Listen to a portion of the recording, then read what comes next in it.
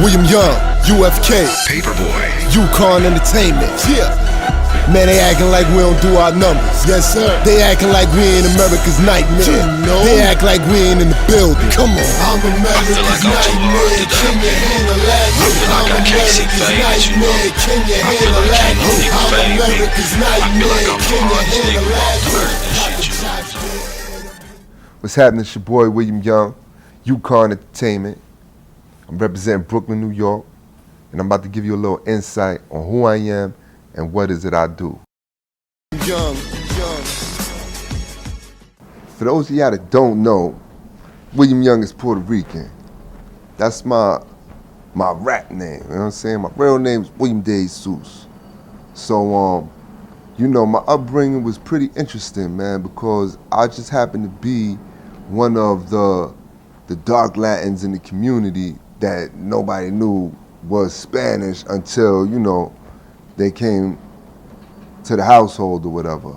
But all the different influences in my life shaped different aspects of me, like my grandmother growing up in an era of before civil rights and all that, you know what I'm saying? She instilled certain principles and feeling of empowerment inside of me from her era. My mother taught me different things in terms of, artistic taste, My father was into instruments. He liked playing the drums. He liked playing the maraca, the what do you call that? The cuatro. For all you Latin people, you know what I'm talking about. So that coupled with, uncles and cousins who was in the military or in the streets doing whatever they was doing, it just gave me different pieces of a puzzle that helped shape and develop who I eventually became and who I am today. There was a couple of things musically that kind of like shaped my hunger, to pursue music. One was my grandmother's friend had given me the old school piano, the one with the foot pedal and all that. And I was like blown away. Like I had my own unique instrument and I just be tapping away at the keys all day. I never got, good at it, but it was the fact that I had my own instrument that it did something to me internally and sparked a desire to hear chords. The next significant event would probably be my grandmother's giving me my first record player. And I was, predominantly young. I was about 5, 6 years old. And she gave me 2 records. She gave me LL Cool J, I Need Love, and she gave me La Bamba by Richie Valens. Man, I think I spun them records till the wax melted. Like, I spun it till she snapped them in half like you need a new hobby. But that coupled with the fact that I just come from a musical family and my father played multiple instruments, my mother was always listening to music, that solidified, my hunger and my passion for wanting to pursue music. It actually didn't take me long to figure out what it was that I wanted to do. From the time I got my first record, I had a urge to be able to express myself. And one of my cousins actually taught me how to rap. And as soon as, that new learning process was given to me, it was a rap. I mean, you could find me writing on, brown paper bags from the store, or the back of business cards, the sides of newspapers, notebooks, the back cover of notebooks, my hand, the back of my hand, anything, any piece of paper that I could vent out and express myself on, I was doing it. And that was from an early age. We talking about 7, 8 years old. I was developing this habit. So it was something that was just in me early. I caught on and I was ready. Man, I can't never forget first time performing in front of a crowd. I mean, you know, the memory is like so vivid in my head, man. You know, I can't front. I caught the butterflies. I definitely caught the butterflies. But by the time it was time for them words to come out my mouth, rocked it.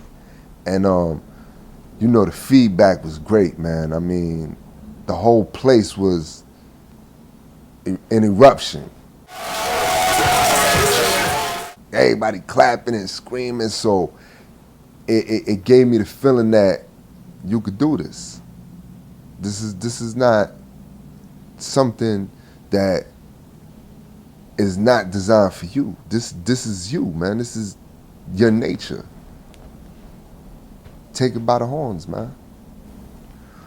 Okay, so as of right now, I've got 2 books under my belt. I've got Gorilla Khan and I've got Brooklyn's Own and Notorious A-Team as a published author in the literary world. Musically, I've done several shows, multiple shows. I've done interviews on Sirius XM satellite radio, Shade 45. I've done several internet radio shows.